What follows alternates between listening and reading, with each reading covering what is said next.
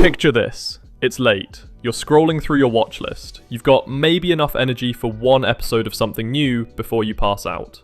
You pick a random show, hit play, and 24 minutes later, you're not only wide awake, you're already loading episode 2.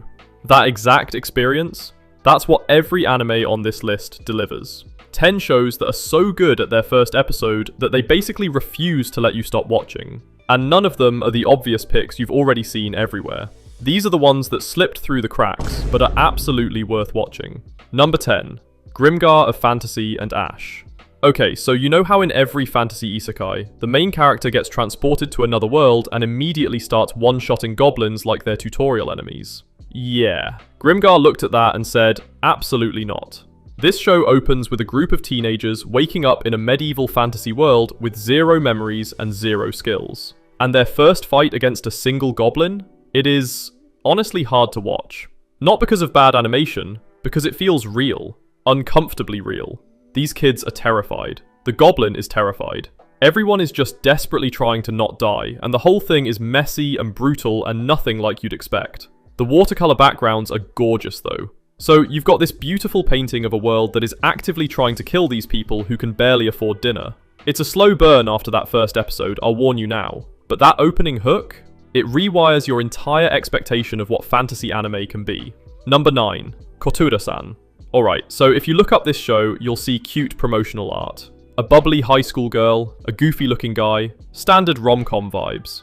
And then you hit play on episode 1. The first 10 minutes of this anime are, honestly, kind of devastating.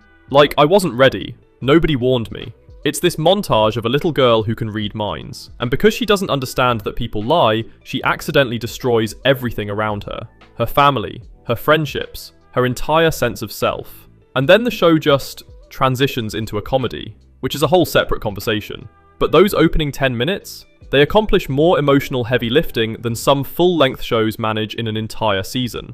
If you can get through that opening without feeling something, I don't know what to tell you. Number 8. Gade, Zero. This one plays dirty, and I mean dirty. So episode 1 introduces you to this elite supernatural combat squad. Cool weapons, slick action. You're watching these characters gel as a team. You're getting invested. You're thinking, okay, this is the main cast. I see where this is going. And then the show just does something, and I physically cannot tell you what it is. But I will say this, I had to pause the episode. Not because I was bored, because I genuinely could not believe what just happened on my screen. The audacity of this premiere is kind of legendary once you know what it's doing. Just go in blind. Trust me. Number 7. Humanity has declined. This show looks like a children's storybook. Soft pastels. Cute little fairy creatures. A world where humanity is slowly going extinct and being replaced by tiny, adorable beings who really, really like sweets. And then you realise this whole thing is a pitch-black comedy wrapped in cotton candy. The first episode involves a food shortage investigation that leads to... Okay, I can't even properly describe it without sounding unhinged. Let's just say there are chickens involved. Sentient chickens. And things escalate. Rapidly. The main character's internal monologue is so dry and sarcastic, it genuinely caught me off guard. She's watching the world end in slow motion, and she just doesn't have the energy to care anymore. It's weirdly relatable. If you like your satire weird and your apocalypse served with a side of absurdist humour, this one's for you. Number 6. Princess Principal. Steampunk London, Cold War espionage. An all-girl spy team operating undercover at a fancy school. And the first episode? Doesn't waste a single second explaining any of that. The premiere drops you directly into the middle of a high-stakes defection mission. No origin stories, no hand-holding, just immediate, tense, beautifully choreographed action. You're figuring out who these characters are by watching them work, and they are terrifyingly good at what they do. Also, the soundtrack goes unreasonably hard, like jazz-infused spy thriller energy that makes every scene feel 10 times more intense. If you've ever wanted anime James Bond, but with significantly more style and moral ambiguity, this is it.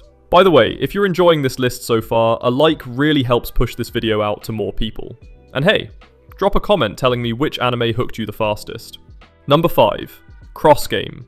Okay, this one looks old. The character designs are very retro, and on the surface, it seems like a pretty standard slice-of-life baseball thing. Kid grows up near a batting center, has a childhood friend.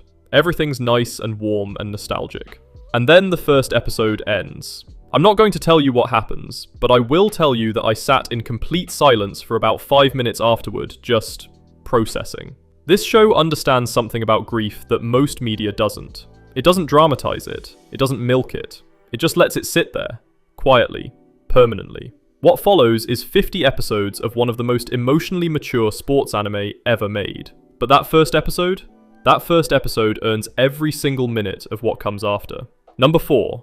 Astra, Lost in Space. 9 teenagers on a routine camping trip to another planet. What could go wrong? Everything. Everything could go wrong. This one has a double-length premiere, which is kind of genius because it gives you just enough time to meet the cast, watch them bond a little, and then witness everything fall apart catastrophically. 1 minute they're taking group photos on an alien world. The next minute they are in space.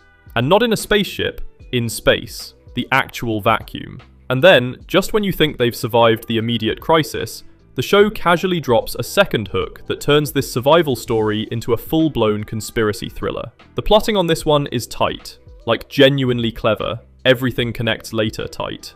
If you like mysteries with real payoffs, this premiere sets that tone perfectly. Number 3. Shadow's House. Victorian Gothic mansion. Faceless shadow nobles who drip black soot based on their emotions. Human servants who exist solely to be their master's literal faces. The first episode opens with almost 5 minutes of zero dialogue, just visuals. And those visuals tell you everything you need to know about how deeply unsettling this world is. There's something about the contrast here that just works. Bright, colourful human characters serving pitch black silhouettes in this ornate, beautiful prison of a house. You don't know what's really going on. The characters don't know what's really going on. But you can feel that something is very, very wrong. It's the kind of premiere that burrows into your brain and stays there. Every interaction feels loaded, every smile feels suspicious, and you just have to keep watching to figure out what this place actually is. Number 2. Land of the Lustrous. I need you to understand something.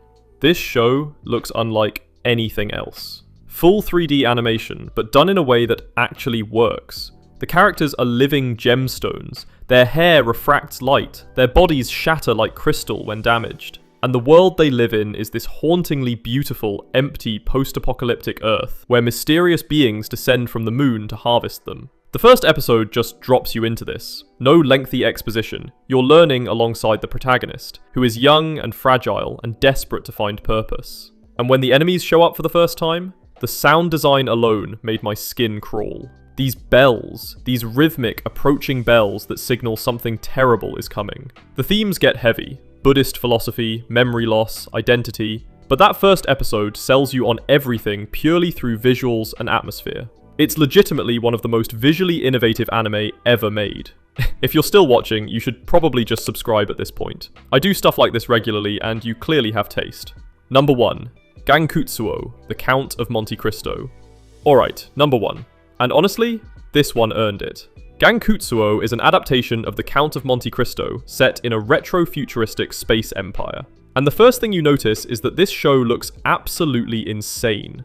The animation uses this technique where elaborate textures are mapped directly onto the characters. Fabrics move independently of the bodies wearing them. It's disorienting, it's overwhelming, it's gorgeous.